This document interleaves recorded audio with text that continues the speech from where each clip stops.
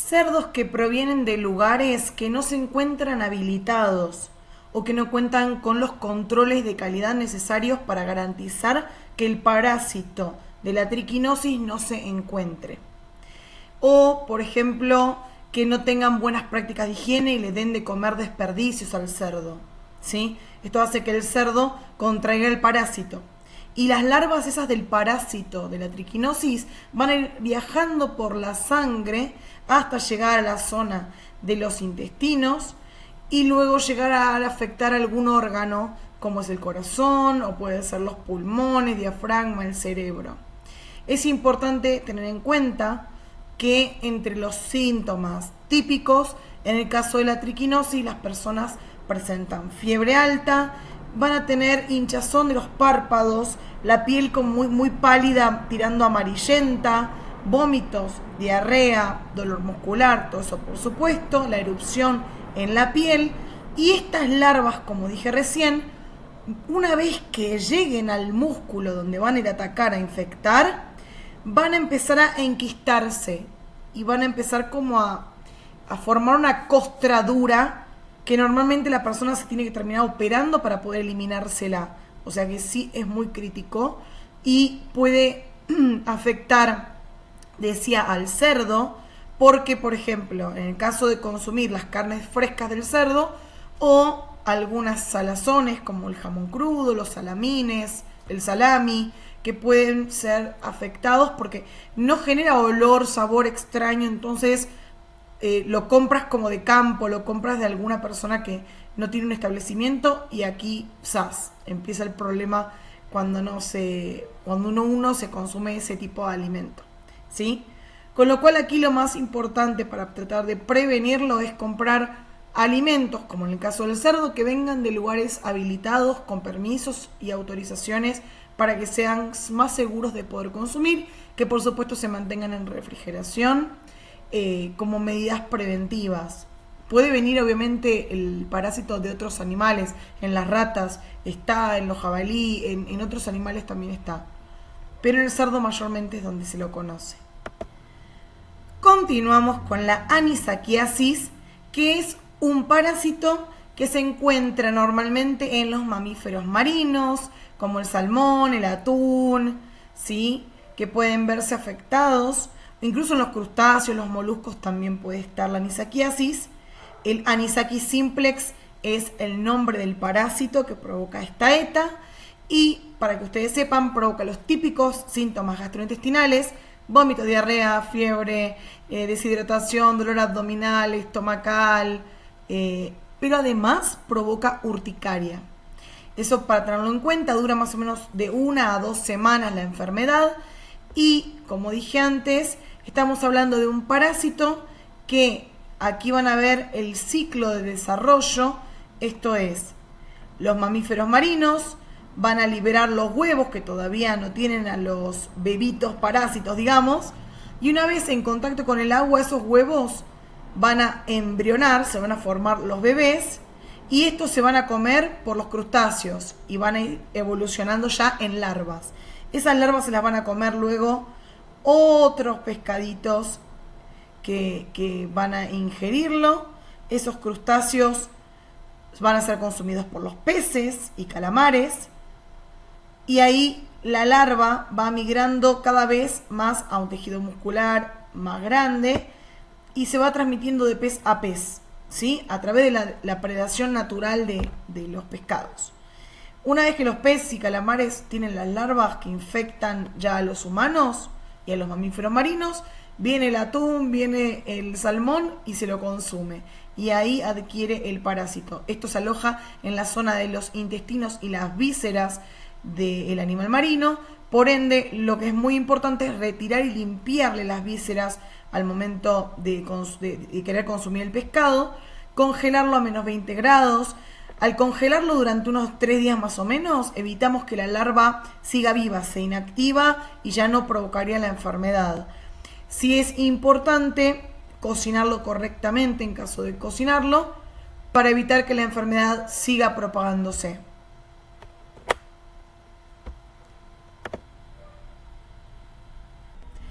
Continuamos con la cisticercosis, que es un parásito que se llama Taenia solium. Esto se encuentra en las personas, el Taenia solium. Vive en el intestino del ser humano y cuando defecan las personas puede suceder dos cosas. Defeca, no se lava las manos correctamente, toma contacto con otra persona y esa persona se puede llevar las manos sucias a la boca y rápidamente contrae el parásito.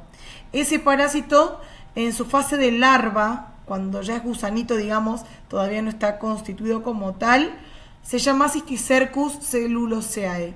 Ese es el que se puede dar en personas, en cerdos, en vacas, en humanos, y ahí puede empezar a generarle los síntomas gastrointestinales típicos a una persona. Es decir, fiebre, vómitos, diarrea, dolor abdominal, deshidratación, dolor de cabeza, ¿sí? Y estamos diciendo nada más que defecó y tuvo contacto, sin lavarse las manos, tuvo contacto con otra persona. Pero también pudo haber pasado de que algún cerdo o vaca haya consumido los huevos de la Taenia solium, que sería del parásito, lo hayan consumido con la materia fecal del humano. Entonces, si ese ganado, ese cerdo consume la materia fecal, va a adquirir los huevos de la cisticercosis y los va a transmitir, cuando eso se lo lleve a un frigorífico, lo va a transmitir al ser humano mediante la carne, ¿sí? Esto es de un frigorífico que no esté habilitado o de un lugar donde se hizo la matanza del cerdo pero que no tiene ningún tipo de control de este tipo de parásito. ¿Qué es lo que se puede hacer entonces para poder prevenirlo? Por supuesto, evitar la contaminación cruzada, lavado y desinfección de manos correcta. Los cerdos o vaca tienen que venir de lugares habilitados para que evitemos tener este problema, porque normalmente este parásito va a alojarse en la zona del macetero, corazón, se va a la lengua, al paladar, al cerebro. O sea, realmente es complicado para nuestra salud adquirirlo. Así que la mejor prevención, de lugares habilitados, correctamente refrigerada la carne y en el caso del lavado correcto de manos siempre y prácticas higiénicas. Continuamos con la enfermedad transmitida por alimentos, que es la ascariasis, que se da por un parásito que se llama Ascaris lumbricoides. Para mí es el más asqueroso que voy a contar, porque en realidad es un parásito que son como pequeñas lombrices que se alojan en la zona del intestino. Y cuando están en el intestino delgado, esa larva se convierte en gusano adulto, lo liberamos con la materia fecal, los huevos de ese parásito.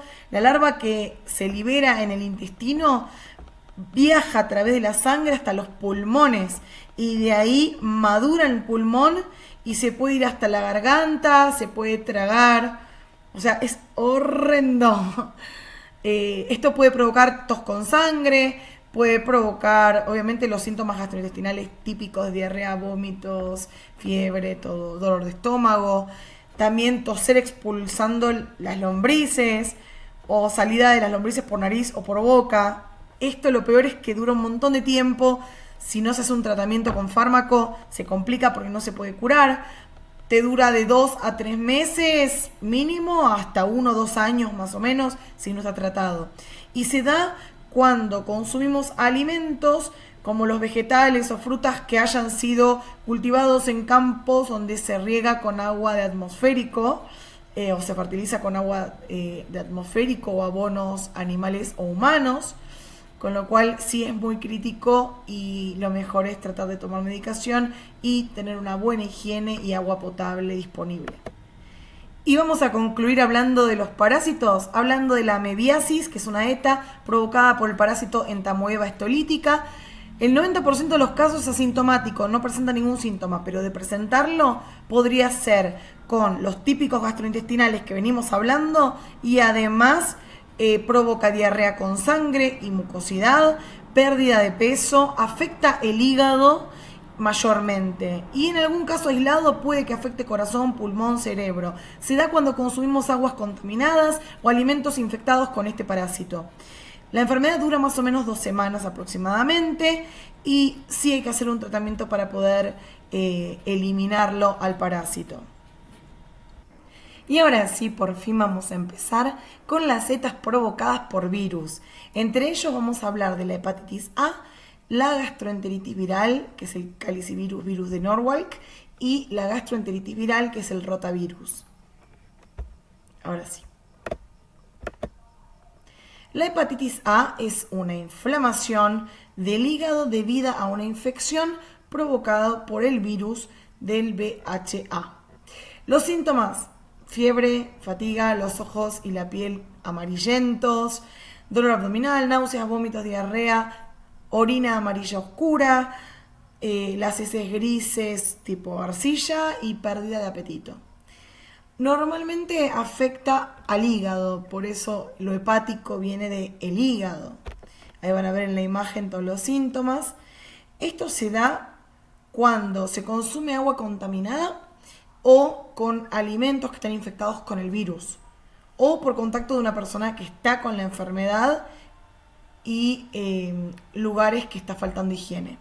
Por lo tanto, usar agua potable, consumir frutas y vegetales desinfectados, vacunarse contra la hepatitis A, son algunas de las medidas que van a ayudar a poder mejorar en caso de contraer la enfermedad. El virus de Norwalk es un virus que afecta a animales domésticos o silvestres, cerdos, gallinas, anfibios. Síntomas típicos de los gastrointestinales: dolor abdominal, deshidratación, náusea, vómito, diarrea, dolor de cabeza, poquita fiebre. En este caso se da de vuelta parecido al anterior, agua contaminada, o puede ser mariscos o alimentos que estén infectados con el virus de Norwalk, que es el que provoca el calicivirus.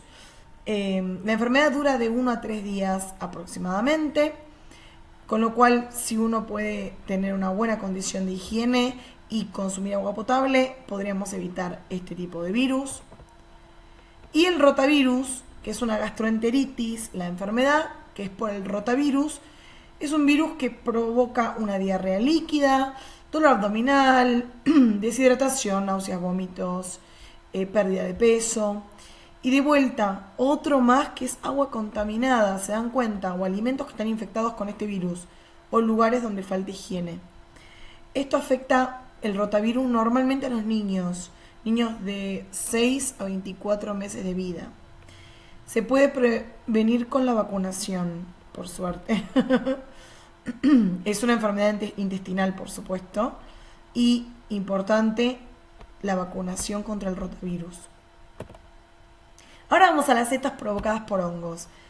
En sí, lo que quiero que sepan no es tanto los nombres y todas las cosas estas, sino que quiero que hagamos foco en... ¿Se acuerdan que las bacterias formaban la espora, que era esa cubierta protectora, y dentro de esa espora podían producir sustancias tóxicas o toxinas? Bueno, en los hongos pasa algo parecido. Los hongos forman la espora les sirve para poder reproducirse porque vuela en el aire, va en el agua, va en la tierra. Les sirve para reproducirse, pero también les sirve como ese mecanismo de defensa porque son unas sustancias tóxicas. Entre ellas las micotoxinas más conocidas son la aflatoxina, la ocratoxina, fumonicinas y patulina. Hay más, pero estas son como las más conocidas. Acá lo que van a ver, y lo que me interesa que sepan, es, por ejemplo, cuando vemos el pan con distintos colores que son causados por los hongos, acá van a ver los nombres de esos mohos, esas esporas que son las que producen esos hongos. Por ejemplo, el Rhizopus nigricans es el moho negro del pan, por ejemplo. El Aspergillus niger son esas esporas que van de color verde hasta negro. El Penicillium, que son unas esporas verdosas como el pan de la foto. Monilia cytophila, esas son esporas medias rosaditas, rojitas, que se ven como puntitos rositas o rojitos. Y el mucor son las esporitas de color blanquito, como algodoncito blanquito.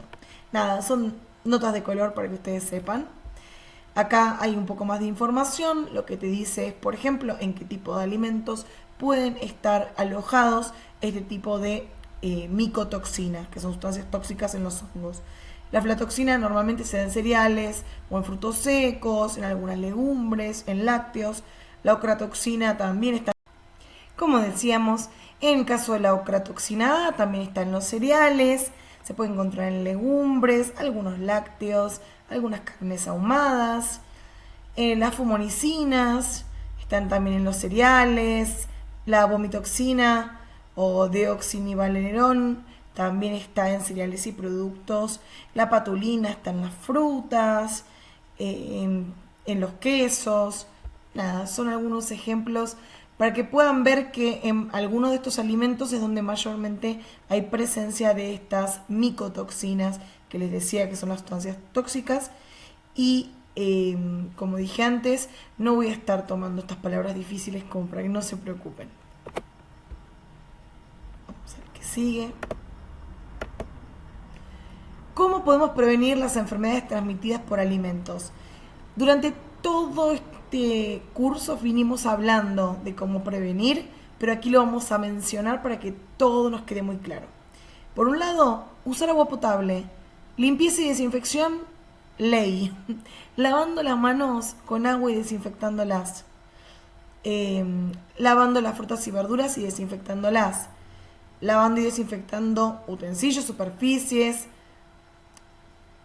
usando métodos correctos para tirar la basura, con su bolsita, con tapa, evitar la contaminación cruzada, la cocción correcta de alimentos, no dejar descongelando a temperatura ambiente ningún alimento, manteniendo en refrigeración los alimentos, revisando las caducidades. Son algunas de las formas en las que podemos prevenir.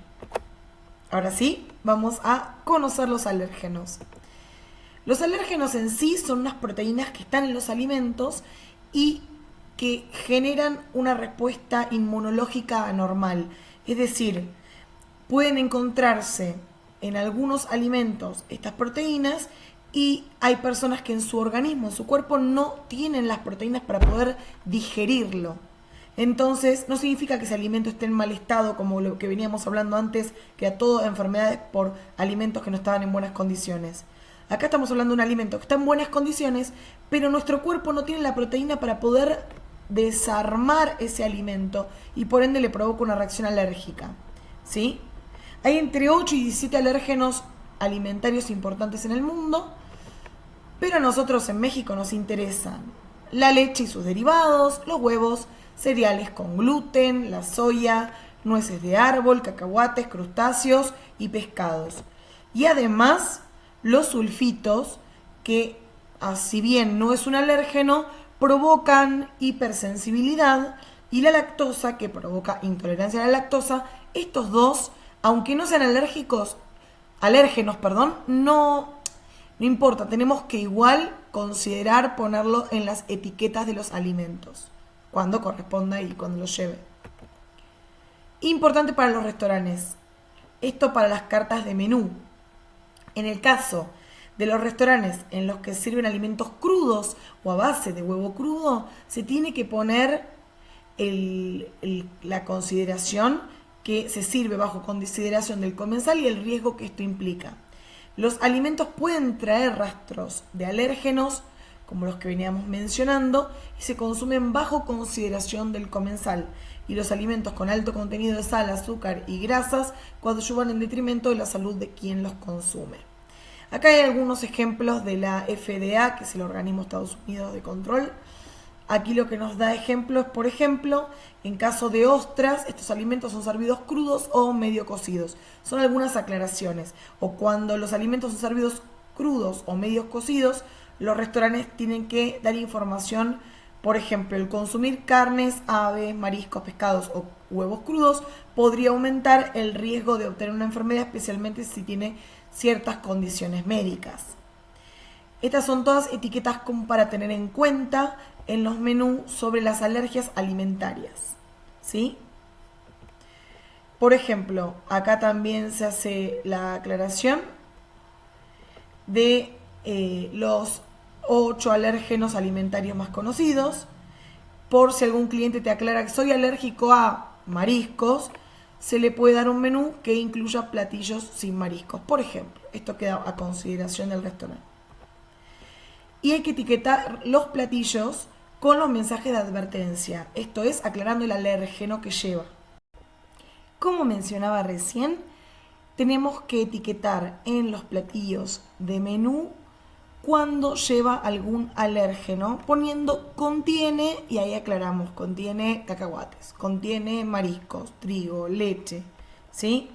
Esto, el incluir la información, permite comunicar el alérgeno alimentario que podemos llegar a tener a los clientes que puedan padecer algún tipo de enfermedad o alergia alimentaria. ¿Cuáles son los síntomas de la alergia alimentaria? Bueno, pueden incluir, no digo que siempre se den de esta forma, pero los síntomas de alergia alimentaria normalmente se dividen en 3. Los respiratorios, las personas empiezan con mocos, estornudos, asma, tos, sibilancias. Pueden ser cutáneos de la piel, hinchazón de la lengua, de labios, cara o garganta, irritación, urticaria, o gastrointestinales, que en ese caso es diarrea, náuseas, vómitos, cólicos, hinchazón. ¿Sí? Digamos, estos son los síntomas más comunes que podemos encontrar. ¿Sí? Acá simplemente es repetir un poquito lo anterior y la recomendación en el caso de una persona que tenga la alergia, evitar el consumo de ese producto alérgeno. Y leer los componentes en las etiquetas. Tienen que aclarar siempre en las etiquetas de los alimentos contiene o puede contener el alérgeno, de acuerdo a si está hecho o no usando algún alérgeno. Y conocer los ingredientes con los que se elaboran los alimentos. No existe ningún medicamento para prevenir una alergia alimentaria, no es como antes que decíamos una vacuna o algún fármaco, aquí no. Aquí simplemente hay que evitar el alimento que te provoca esos síntomas. Y obviamente ir al médico y ver a qué alimentos se es alérgico y hacer, si es necesario, algún tratamiento para tratar de consumir alimentos que no posean este alérgeno. En el caso de las mujeres embarazadas o que están amamantando, es importante que si se detecta que el niño tiene alguna alergia, suspender la alimentación de ese producto para no transmitirlo a través de la leche materna y provocarle una reacción. Y es importante también suplementar vitaminas y minerales en caso que no se puedan consumir ciertos alimentos y obviamente hablar con el médico. Como dije antes, si van a preparar alimentos que te piden que no lleven cierto alérgeno, lo más importante aquí, limpieza húmeda y desinfección de las superficies para que no existan rastros de ese alérgeno. Evitar la contaminación cruzada, que tengan contacto los alimentos que tienen el alérgeno con los que no. Ejemplo, si vas a hacer un pastel sin huevos, que es el alérgeno, debes usar recipientes que estén limpios, sin restos de mezcla con huevos y guardar los huevos en otro sector separado. De hecho, hay que designarle en el refri o en el congelador un espacio exclusivo para los alimentos que sean libres de alérgenos y bien identificados para que nadie se equivoque. Y revisar las etiquetas que indiquen los alérgenos, que esto lo voy a decir 20.000 veces. Aquí, como dije antes, les voy a dejar unos videos que explican muy bien el tema de ETAs y el de alérgenos por si tienes algunas dudas. Es material complementario que te puede ayudar y por eso te lo comparto con todo gusto. Gracias por completar el módulo 3. Cuando haces clic en el siguiente enlace vas a poder acceder directamente a la evaluación del módulo 3 para que la puedas completar. Muchas gracias y cualquier duda pueden escribir a yamila@grupopatagonia.mx o a través de sus encargados me pueden dejar las preguntas y nos vemos en el próximo módulo. Chao.